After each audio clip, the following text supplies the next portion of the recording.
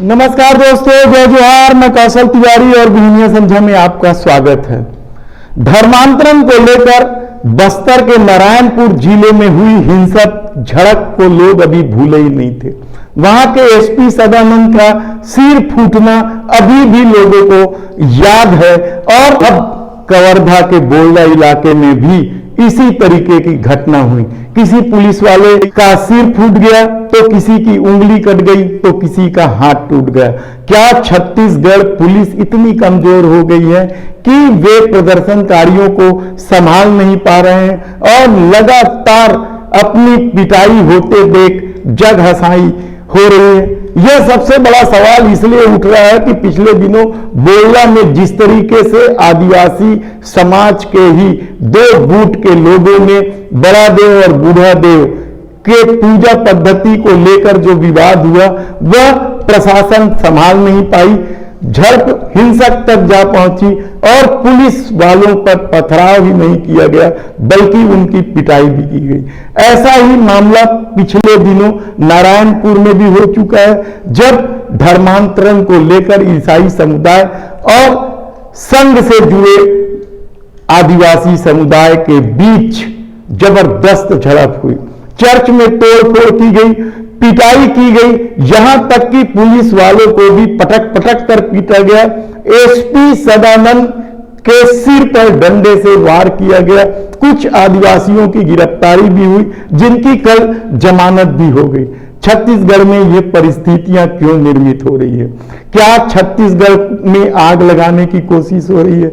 क्या सत्ता के बाहर बैठे भाजपा के नेताओं को यह सब बर्दाश्त नहीं हो रहा है और वे चुनाव जीतने के लिए नई नई रणनीति अख्तियार कर रहे हैं? ऐसे कितने ही सवाल हैं जो छत्तीसगढ़ के शांत फिजा पर गूंज रहे हैं। दरअसल छत्तीसगढ़ जियो और जीने दो की संस्कृति को आत्मसात लिए इतने सालों से अपने को दंगाइयों हुड़दंगियों से दूर रखा है, लेकिन हाल के दिनों में जिस तरीके से कवर्धा से शुरुआत हुई कहा जाए तो गलत नहीं होगा, जहां झंडा विवाद को लेकर दो समुदायों के बीच जबरदस्त लड़ाई हुई। दरअसल कवर्धा की सीट पर मोहम्मद अकबर ने जीत दर्ज की थी। यह राम राज्य परिषद का गढ़ माना जाता है और इस सीट पर मोहम्मद अकबर का 50,000 से अधिक वोटों से जीत लेना क्या बांगर बिल्लों को बर्दाश्त नहीं हो रहा? यकीनन यही वजह है कि कवर्धा जैसे शांत जिले को, जो कबीर दास जी के नाम पर है, कबीर धाम जिले कहलाते हैं, वहां सबसे पहले सांप्रदायिक हिंसा में झोंकने की कोशिश की गई। इसके बाद बस्तर में धर्मांतरण का मुद्दा नया नहीं है। यदि भूपेश बघेल मुख्यमंत्री छत्तीसगढ़ शासन की माने तो रमन सिंह के कार्यकाल में सबसे ज्यादा चर्च बने, सबसे ज्यादा धर्मांतरण हुआ, लेकिन उस दौर में कभी धर्मांतरण का मुद्दा हावी नहीं हुआ। किसी भी बांगर बिल्ले ने इसे उठाया नहीं। लेकिन जब से भूपेश बघेल की सरकार आई है, अचानक धर्मांतरण का मुद्दा हवा बनने लग गया या हवा बनाया जाने लगा और कुछ विशेष लोगों के साथ मारपीट की गई। चर्च में तोड़फोड़ की भी घटनाएं हुई। इसे लेकर ईसाई समुदाय बेहद नाराज है। ऐसी परिस्थिति में नारायणपुर जिले में भी पुलिस की अनदेखी की वजह से बड़ी घटना हुई और जिसमें पुलिस कप्तान की पिटाई हुई, उनके सिर भी फूट गए। लेकिन बोलडा में क्या कुछ हुआ? बोलडा में तो दो आदिवासी समुदाय के बीच ही लड़ाई हो गई। बड़ा देव और बूढ़ा देव, किसे माना जाए?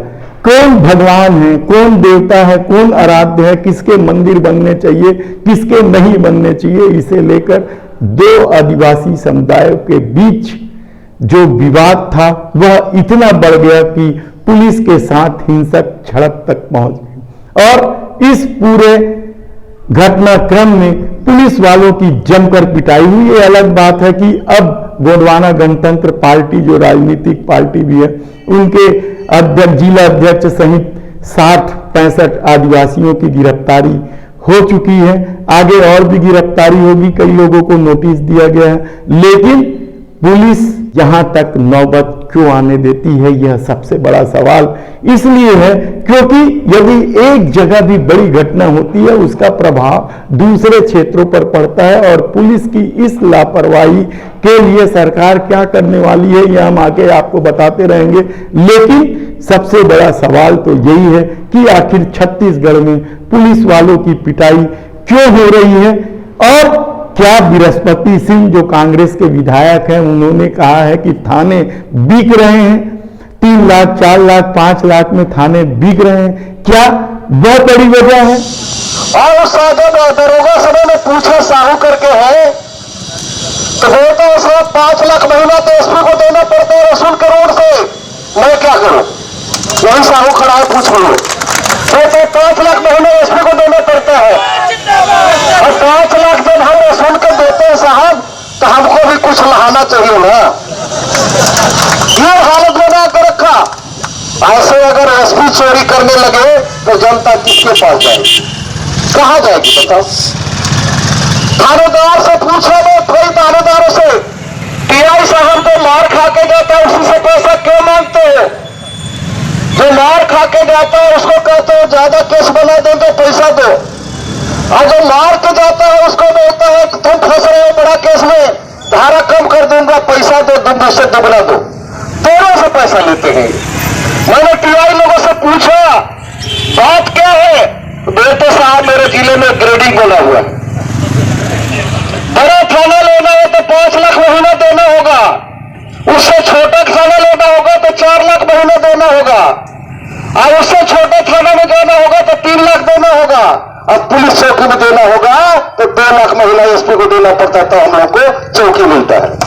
नहीं तो पुलिस लाइन में सड़ते रहो, कोई पूछने वाला नहीं है। ये हलाकत करके रख। धन्यवाद।